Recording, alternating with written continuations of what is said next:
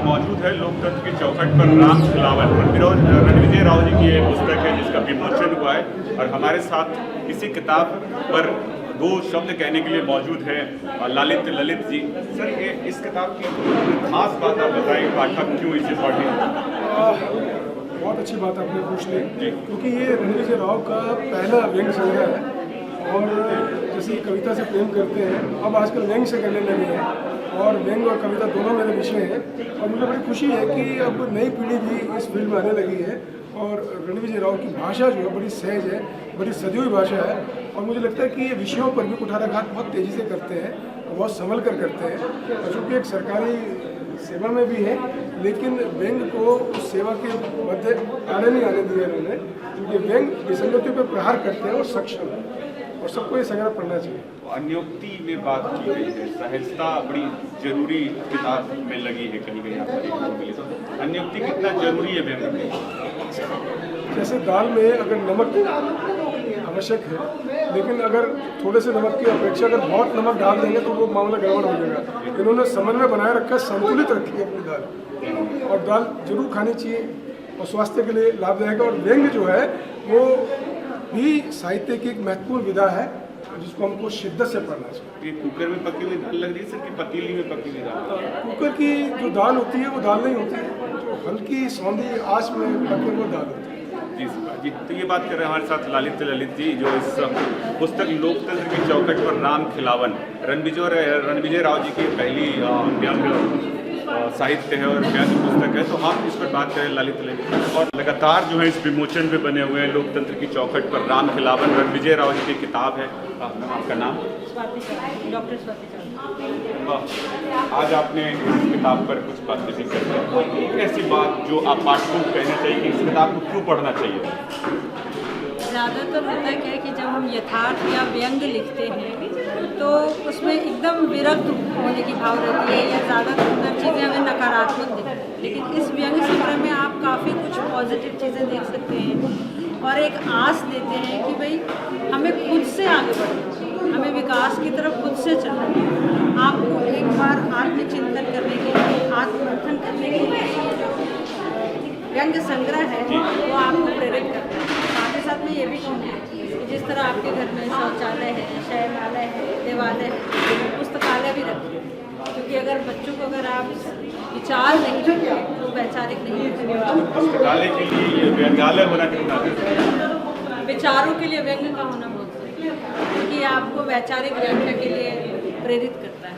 मैं ये तो नहीं कहूँगी कि एक क्रांति है, अगर आप विचार खत्म हो जाएंगे तो मनुष्यता खत्म हो जाएगी और मनुष्य होने के लिए व्यंग का होना चाहिए ताकि हम त्रुटियों को समझ सकें। ये रणविजय राव की पुस्तक कितना प्रेरित करती है मनुष्य बनने के लिए व्यंग के माध्यम से? मुझे लगता है 100% संपूर्ण खोट के साथ है, इसीलिए 100%, क्योंकि खोट ही मनुष्य बनाते हैं और मनुष्य खोट के साथ होते हैं। हम कोई देवता नहीं है, हम साधारण इंसान हैं और ये पुस्तक जो है आपको इंसान बनने के लिए अपने अंतर मन को झांके कि वाकई हम विडम्बनाओं के पीछे रह रहे हैं और हमें सहजता क्यों स्वीकार है, उसके लिए पुस्तक। ये स्वाति जी थी और इन्होंने बात की कि कितना जरूरी है व्यंग वैचारिकी के लिए, जीवन के लिए और मनुष्य बने रहने के लिए भी व्यंग की जरूरत है। सीमा भारती में हमसे बात करते हैं और ये बात करते हैं लोकतंत्र की चौखट पर राम खिलावन राव। राम खिलावन यानी राव कह गया हूँ मैं, रणविजय राव की किताब है ये। शायद व्यंग सुनते सुनते मेरे दिमाग में भी जो है व्यंग भर गया। कितना प्रेरित करती है ये किताब पाठकों को अपनी ओर खींचती है? सबसे पहले जैसे इसकी टाइटल में ये पढ़ते हैं लोकतंत्र की चौखट जी, और जब हम लोकतंत्र कहते हैं तो चूँकि मैं मीडिया पढ़ाती हूँ, सबसे पहले यही बात कहूँगी कि लोकतंत्र के लिए ज़रूरी है आपकी अभिव्यक्ति, उसकी स्वतंत्रता। अगर वह स्वतंत्र नहीं है तो आपका लोकतंत्र भी नहीं है। तो उसके बने रहने की ये शर्त है कि जो राम खिलावन है वो अपनी बात कहते हैं, वो उसकी चौखट में खड़ा है और यही सार्थकता दिखाती है कि इनके अंदर उस अभिव्यक्ति को देने का संभव है। इसलिए मुझे ये किताब अपने शीर्षक के तौर पर भी बहुत पसंद है और जो ये कैरेक्टर है ये राम खिलावन एक्चुअली हम सब कोशिश कर रहे हैं, हर वो लिखने वाला वो कोशिश कर रहा है, ये लोकतंत्र बचा रहे, हमारा देश बचा रहे। ये किताब कितनी आपको लगती है कि बचा पा रही है बहुत मुझे लगता है कि एक सार्थक काम है, एक बहुत अच्छा प्रयास है और इसको अगर ग्रेड देना होगा तो इसे A+ जी, थैंक यू। तो ये थी सीमा भारती झा मैम, जिनसे हमने बात की और जाना कि ये किताब कितना लोकतंत्र की सुरक्षा के प्रहरी के रूप में काम करेगी, व्यंग कितना जो है मनुष्य बने रहने की प्रेरणा देती है। किताब बहुत कुछ कहती है। अगर आप इसके शीर्षक में जाएं, अंदर देखें तो इसमें कई संग्रह पर कई सारे जो वार्ताकार थे उन्होंने बातचीत की है। लगभग इसमें देखिए कि नशे में कौन नहीं है, तो ये नशे में कौन नहीं है, लगभग इस शीर्षक से ही सारी चीज़ें खुलती है। आज सत्ता भी अपने मत में है और लोग भी कई प्रकार से अपने मत में हैं, पूंजीपति अपने मत में है। सुभाष चंद्र जी से बात करें, हमने कहा कि नशे में कौन नहीं है, सब सत्ता अपने मत में है और पूंजीपति अपने मत में है और तमाम तरह की संस्थाएं भी अपने मत में हैं और कई चीज़ें ध्वस्त भी हो रही है, बन भी रही है। व्यंग जो है उन चीज़ों पर की जाती है जो निरंतर विसंगतियों में घुसती जा रही है। सर, ये किताब है लोकतंत्र की चौखट पर राम खिलावत। ये चौखट के न भीतर है न बाहर है, चौखट पर किताब अपने आप ही आकर्षित करती है लोगों को। आपकी दृष्टि से पाठक को क्यों पढ़ना चाहिए? पाठक को इसलिए पढ़नी चाहिए कि व्यंग के जो कई स्तर हैं व्यंग के। पहला स्तर ये कि जहाँ पर हम शैली शिल्प के माध्यम से अपनी बात करते हैं और कई बार हमारा जो पांडित्य है उस पर हावी हो जाता है। दूसरी चीज़ है कि हम पांडित्य भी रखते हैं और बात भी कहते हैं। और तीसरी चीज़ है कि हम बात उस तरीके से कहते हैं कि हम जो कुछ भी कह रहे हैं वो हमारे पाठक तक बिना किसी रुकावट के, बिना किसी बाधा के सीधे सीधे पहुंच जाए। तो ये किताब सीधे सीधे बात पहुंचाने की कला का प्रदर्शन है। ये किताब जो विसंगति है, जो समाज की विसंगतियाँ हैं, जो राजनीतिक की विसंगतियाँ हैं, जो आर्थिक विसंगतियाँ, धार्मिक विसंगतियाँ, उन विसंगतियों पर चोट करती है और ऐसे ढंग से चोट करती है कि बात चुभती भी है और बात पल्ले भी पड़ती है। और सबसे बड़ी बात कि आपको खींच और आक्रोश जो कि व्यंग की ये बाई प्रोडक्ट है उनकी प्राप्ति भी कराती है। इसलिए इस किताब को पढ़ा जाना है। 29 टाइटल है सर, इसमें सबसे ज़्यादा आकर्षित कौन सा टाइटल है? मुझको लगा कि इसमें राम खिलावन को डरना नहीं चाहिए, वो सबसे अच्छा टाइटल है। उसके पीछे का कारण ये है कि एक जो डर हमारे अंदर बैठा हुआ है, बहुत गहराई तक बैठा हुआ है, उस डर को रणविजय राव बाहर लाने की कोशिश करते हैं और उस डर से बाकी लोगों का परिचय कराने की कोशिश करते हैं। और वो रचना अंदर ही अंदर आपको कचोट देती है, वो आपको आपके अंदर के डर से साक्षात्कार कराती है और आपका जो अंदर का डर है उसको पाठक तक संप्रेषित करने में भूमिका निभाती है। इसलिए मैं समझता हूँ रचना लेखक कितने सफल हुए हैं अपने उद्देश्य में? लेखक अपने उद्देश्य में बहुत सफल है। पहली किताब है, उसके हिसाब से काफ़ी अच्छा काम उन्होंने किया है और आने वाले समय में उम्मीद है कि वो और बेहतर काम करेंगे। तो पहली किताब तो मुंह दिखाई जैसी होती है, उसके बाद लगातार फिर विकास होता है और हम पूरी उम्मीद करते हैं कि रणविजय राव आने वाले समय में एक बड़े व्यंगकार के रूप में, बेहतर व्यंगकार के रूप में उभर कर सामने आएंगे। इसी के साथ उन्हें शुभकामनाएं। ये सुभाष चंद्र जी हमारे साथ बात कर रहे थे, उन्होंने बात की कि किताब में लेखक जो है पूरी तरह अपने उद्देश्य में सफल हुआ। उस उद्देश्य की चर्चा जो है हम और लोगों से करते हैं। सर, आपका नाम? सर, हाँ, मेरा नाम समर है। मैं यही कहूँगा कि जब संवेदना दम तोड़ती है तो साहित्य जन्म लेता है। जी, आप हर दिन बहुत सारी घटनाओं से रूबरू होते हैं, चीज़ें आपको आंदोलित करती है। तो एक आम आदमी की बेबसी और व्यथा है वो कलम से ही जाहिर होती है। बाजार हावी हो गया है और साहित्य की विधा बहुत पीछे छूटती चली जा रही है। साहित्य हाशिए पे चलता चला जा रहा है। व्यंग की विधा को पहले व्यंग ये जो हाशिए पे जाती हुई चीज़ें हैं उसको ये जो रणविजय राव है कितनी पकड़ पाए? नहीं, मुझे लगता है कि भोगा हुआ सत्य सबसे बड़ा सत्य होता है और अगर उस लेखक की कलम से स्याही के स्वर में जब पन्नों पे आता है तो उसकी एक अलग आवाज़ होती है। व्यंग साहित्य की विधा नहीं थी। आप याद करेंगे हरिशंकर प्रसाई ने व्यंग को साहित्य की विधा में स्थापित किया। आप उनकी बहुत सारी रचनाओं को पढ़ेंगे, परमात्मा का कुत्ता, बहुत सारी किताबें हैं, तो आपको लगेगा कि वैष्णव की फिसलन भी है, बहुत सारी किताबें हैं, तो आपको लगेगा कि नहीं, जो चीज़ें पीछे छूट गई थी प्रसाई ने उसको स्थापित किया। जहाँ तक रणविजय राव की बात है तो मैंने किताब को पढ़ा नहीं है, लेकिन लग रहा है कि आज इस कसेले माहौल में कहीं न कहीं व्यंग एक गुदगुदाने का भी काम कर रहा है और आप सत्य के संधान की प्रक्रिया से गुजरते हैं। मुझे लगता है लेखक की एक सबसे बड़ी उपलब्धि है। और यही उपलब्धि इनको शिखर पे ले जाएगी। जो साहित्य सिमटता जा रहा है, जो व्यंग दम तोड़ रहा है, कहीं न कहीं साहित्य की मुख्यधारा में सामने आएगा। जी धन्यवाद। तो ये थे समर जी जो बात कर रहे थे इस किताब लोकतंत्र की चौखट पर राम खिलाफ। आइए मैं आपको दिखाता हूँ ये पोस्टर भी आज हमारे साथ जो यहाँ पर देखिए कि ये भावना प्रकाशन द्वारा प्रकाशित की गई किताब है और यहाँ रणविजय राव ने इसको 29 टाइटल्स इसमें रखे हैं और हो सकता है कि आपको अलग अलग चीज़ें आकर्षित करती हो। कुछ टाइटल्स मैं आपको पढ़ करके भी बता दे रहा हूँ, जो कुछ अच्छी चीज़ें भी हैं जो पीछे किताब के दी गई हैं। तो इसमें देखिए कि नशे में कौन नहीं है, और शुरुआती दौर में कहा गया था कि नशे में कौन नहीं है, तो नशा शराब में होती तो नाचती बोतल, ऐसा गाना भी आपने बहुत पॉपुलर सुने। वही है वही जो राम रचि रखा, ये एक लोकप्रिय किस्सा है। फ्रॉडिये के फेरे में फंसा राम खिलावन। आजकल मीडिया जिस तरीके से चीज़ों को रख रही है, कई दफ़े वो स्पष्टता नहीं रहती। अंगूर की बेटी और राम खिलावन, सीधे सीधे नशे पर व्यंग किया गया है।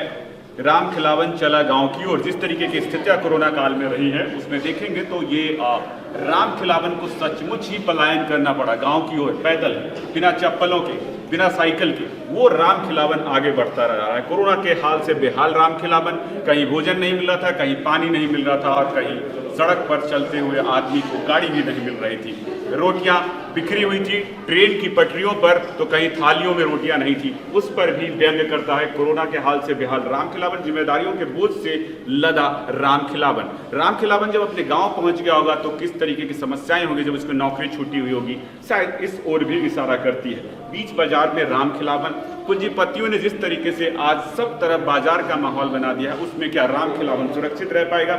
इन सब बहुत सारे मुद्दों को यहाँ पर उठाया गया है। व्हाट्सएप का माया जाल, लगातार आप देखेंगे कि प्राइम टाइम और तमाम जगहों पर जो है व्हाट्सएप एक यूनिवर्सिटी बन चुकी है जहाँ से झूठ और फरेब का माहौल लगातार फैलाया जा रहा है।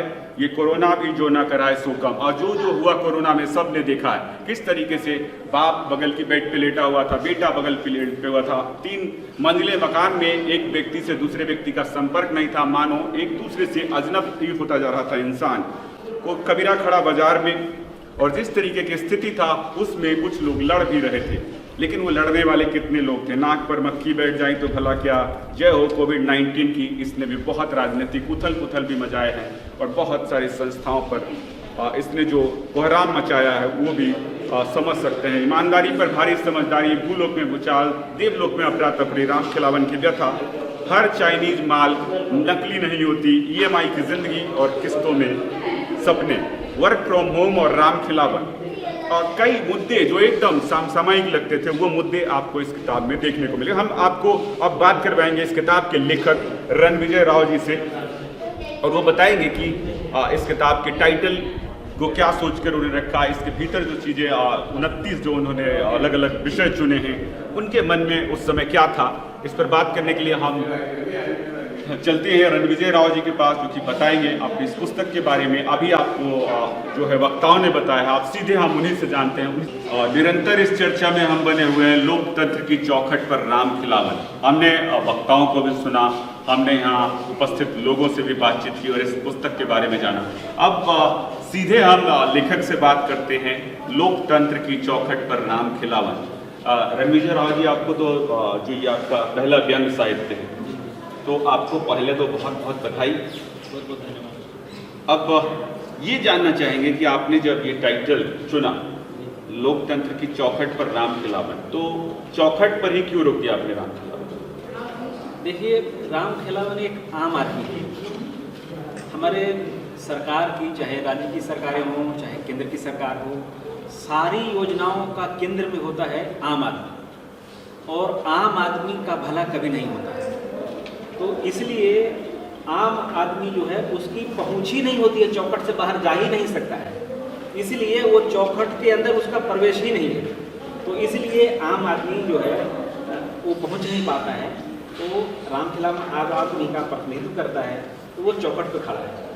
तो आप जब टाइटल चुन रहे थे तो आपके दिमाग में, आपके जहन में कौन कौन सी बातें आ रही थी कि किस तरीके से पुस्तक को आगे ले जाएंगे आप?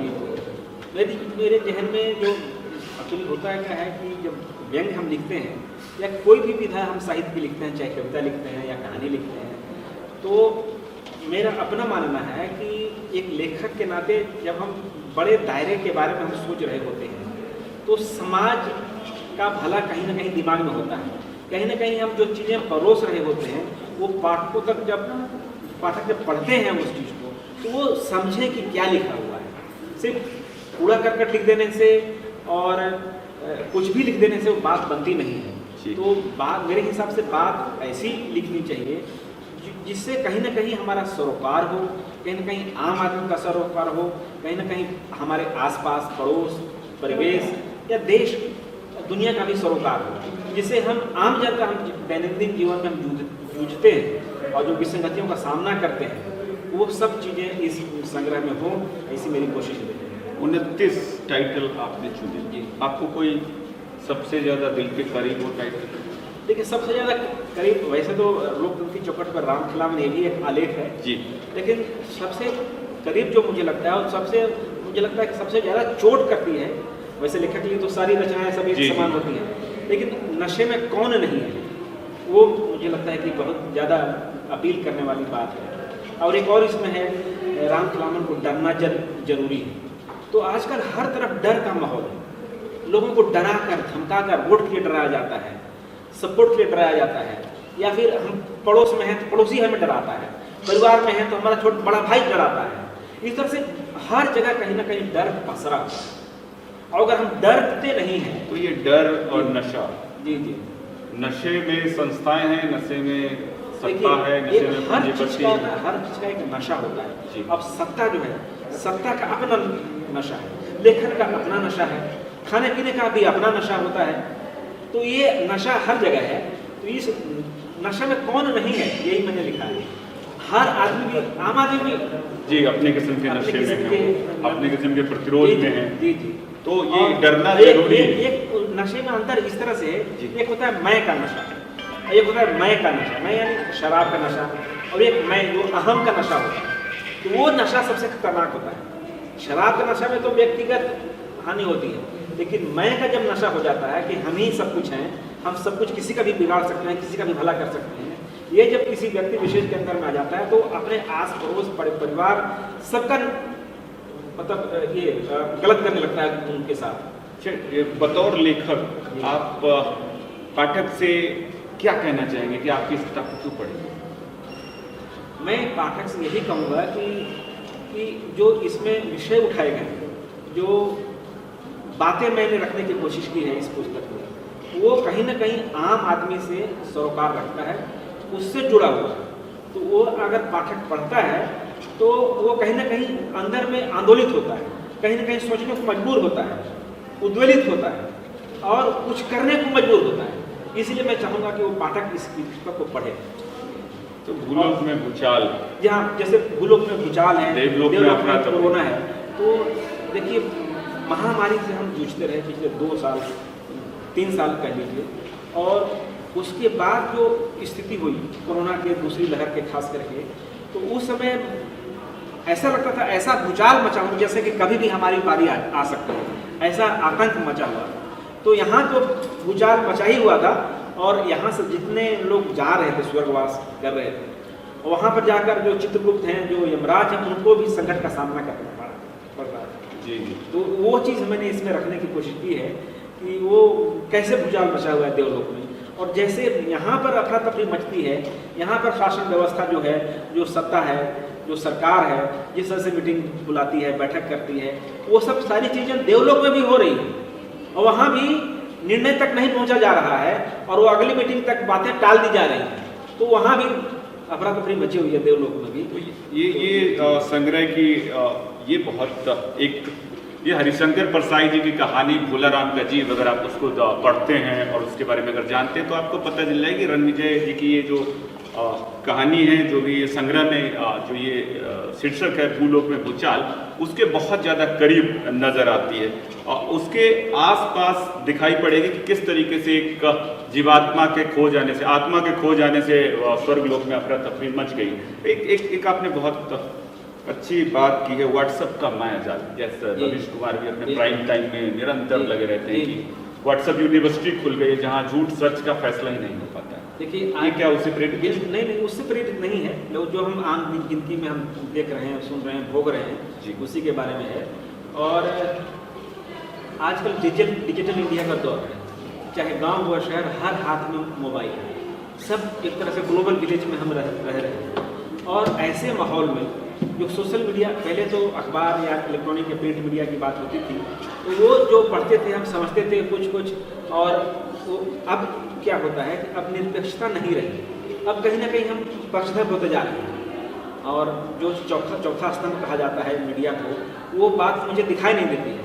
तो उसी को लेकर जो व्हाट्सएप यूनिवर्सिटी एक तरह से है, और जिस तरह से तथ्यों को तोड़ मड़ोड़ कर पेश करने की कोशिश की जाती है, वो उस तरह का जो मायाजाल बुना जा रहा है समाज में और भ्रम फैलाया जा रहा है, तो उसी पर हमने रखने की कोशिश की है कि कैसे एक राम खिलावन और फुलमतिया को मोबाइल दे देता है, फिर ऑनलाइन जुड़ता है यहाँ से, फिर देखता है कि वो मैसेजों की भरमार होती जा रही है, फिर वो उब जाता है, फिर छोड़ देता है। तो ये सब जो मायाजाल है व्हाट्सएप का, ये बहुत खतरनाक है।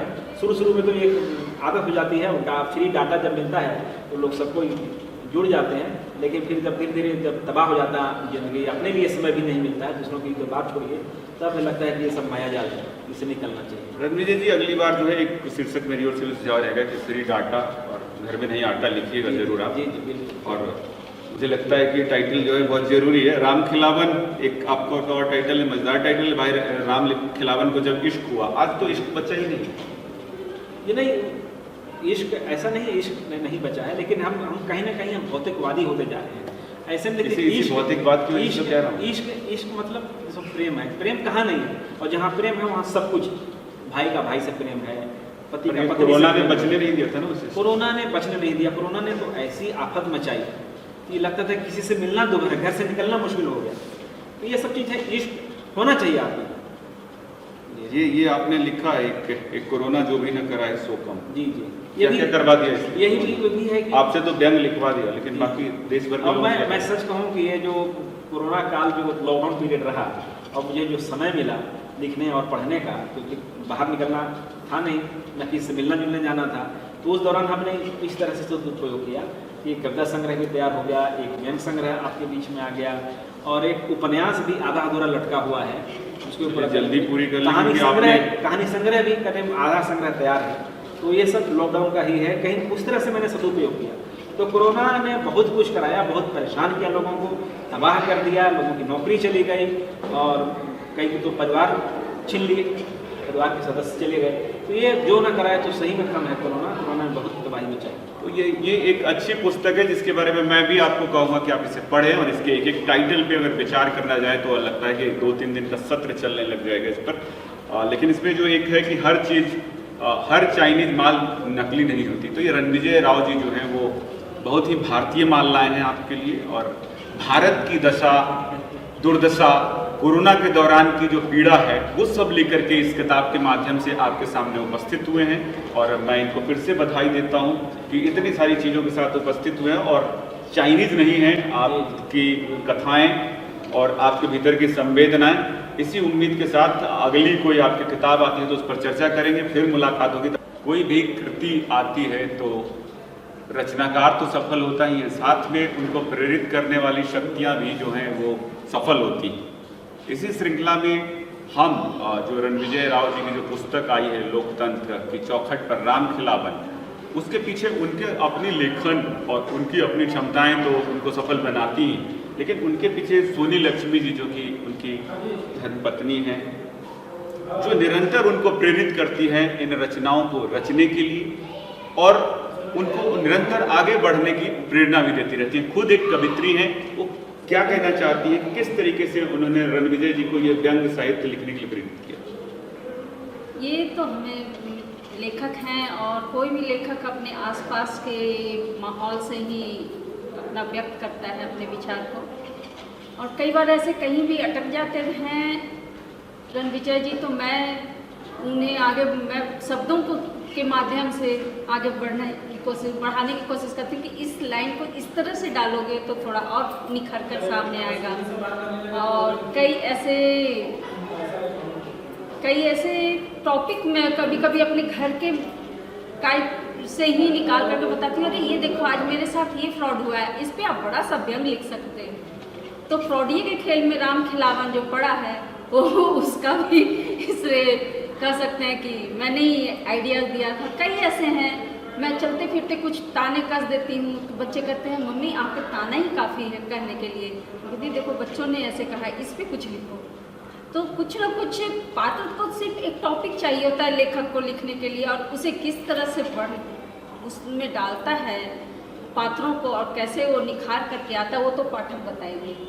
और ये लेखक और पाठक के बीच में वो गढ़ने का जो शब्दों का खेल है वो रचना के रूप में सामने आती है। क्या कहना चाहेंगे आप? हमने तो सबसे पूछा है कि आप किताब के बारे में कहिए, आप रणविजय जी के बारे में क्या कहना चाहिए? एक बहुत ही अच्छे पति हैं, बच्चों के अच्छे पिता जो सभी होते हैं ये भी उसी तरह से है, और पत्नी का भी बहुत बहुत सहयोग करते हैं और ख्याल रखते हैं, घर परिवार से लेकर के बाहर समाज में का भी बहुत इनका पैनी नज़र होती है कि क्या उनकी त्रुटियां हैं और क्या चीज़ उसे व्यक्त करना चाहिए वो व्यक्त करते हैं अपने लेखन में। जी, हमारे साथ सोनी लक्ष्मी जी जो बात कर रही थी कि कैसे उन्होंने अपने जो पार्टनर सहयोगी उनके पति हैं रणविजय जी, उनको जो है उन्होंने प्रेरणा दी।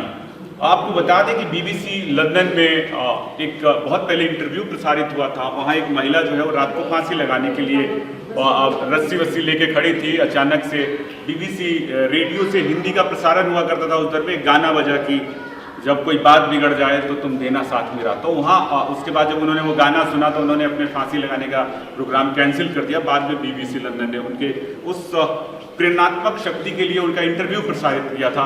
और यही काम वहाँ गाने प्रेरणा बने थे, यहाँ ताने प्रेरणा बने हैं, और सोनी लक्ष्मी जी के कई तानों ने भी जो है रणविजय जी को आगे बढ़ने की प्रेरणा दी।